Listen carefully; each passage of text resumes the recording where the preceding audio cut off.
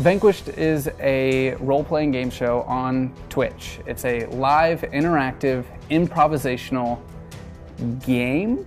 I mean, it's almost like story. There is a game, there's rules, and you roll for things, you know, like you would on any RPG.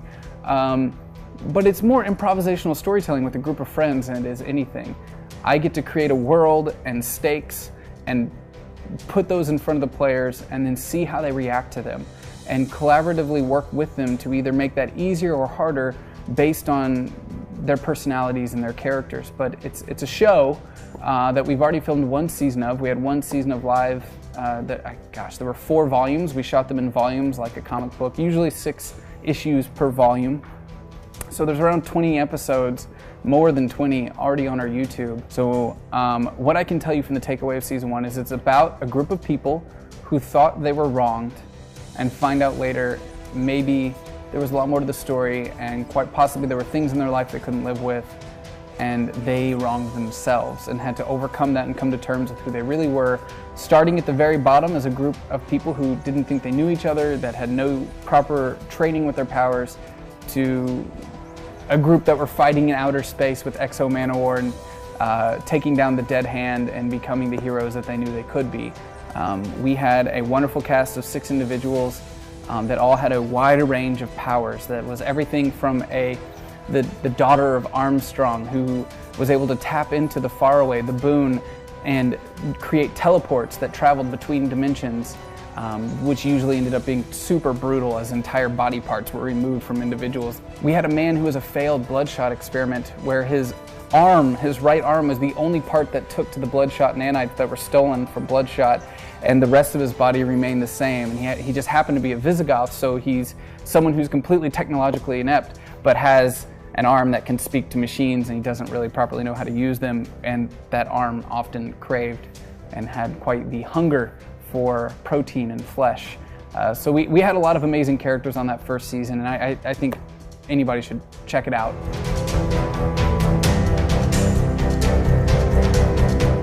So in season 2 of Vanquished, I had to figure out how in the world do we raise the stakes? And I don't think I can. I think we just have to take a different direction. We let the stakes get extremely high in season 1, and they went from the lowest of low to the highest of high. We went from a homeless camp in the second episode to outer space in the last. So making sure I don't fall into the same pitfalls, I want to ground this story a little bit more and bring the characters all together with the exact same scenario. So we're going to start the second season confronting one of the newest villains in the Valiant universe, who is Solomon. So Solomon used to be kind of an advisor for Toyo Harada back in the Harbinger days, and he has a ungodly ability to analyze things and predict outcomes. But he was, in his eyes, not respected by Harada. And after the PSYOP papers were released and Harada went off on his crazy ordeal and stole an aircraft carrier and went to, take over a small country, Solomon took things into his own hands and has basically a group of thugs going around and activating PSYOPs. After Harada disappeared and the PSYOP papers came out, there's about 400 known PSYOPs on the planet, which to me is really exciting. You know that there's these papers that show them up. They've been exposed. These people have been exposed. They know, but they may not know how to tap into what's inside of them. So we're going to encounter a group of people who are all aware that they have these latent abilities, but they don't know what to do with it. And some of them may have gone into hiding. Some of them may be proudly portraying it if they come from a place of class and can afford to do so with proper protections. Others may be terrified to let people know that that's who they are, that they're on that list. Names could have been changed, gone into hiding. But through the internet, they found on these forums that there's someone who's looking for them, that wants to help them. And they just had to send in these basic little interview tapes and questionnaires to this group that they don't know about. And this group is going to be under the control of Solomon. Unbeknownst to the players, I hope they don't watch this video because I'm leaving a lot of this a secret to them. This organization isn't going to be what they think it is, and they're not meant to get out of it alive. So we're going to start things right off in the second season with them not knowing that they're walking into basically a giant trap. and Solomon does not have the best intentions. This organization does not necessarily want to activate them as much as it wants to destroy them through the promise of activation. To get ready for Season 2 of Vanquished, you need to read Harbinger. So you need to start with Harbinger, and then you need to check out Harbinger Omega, and then you need to go to Imperium, and then Harbinger Renegades and Generation Zero. Those are going to be your biggest primers. So Season 1 was definitely Archer and Armstrong. That was like the book that got you the most prepared for the crazy journey they went on.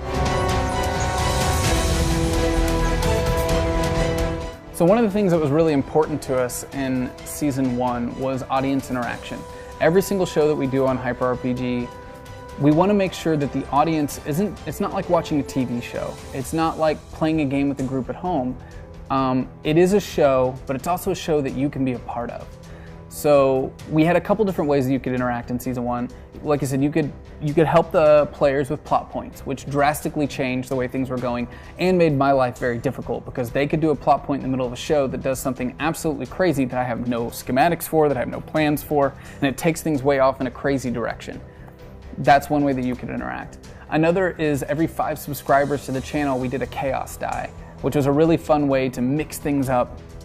I would roll a d12, and if it was like a 1 through 4, something bad was going to happen. If it was a 2 or a 5 or 6, something weird would happen. And if it was a 7 through 12, something good would happen. And then I rolled a d6 to see who it happened to on that couch. So just by the audience subscribing to the channel, we hit a certain goal, boom, whatever we're doing drops in that moment. And now the audience is in a chaotic way taking control, and anything could happen in that moment. And we had to improv our way through whatever problem that happened.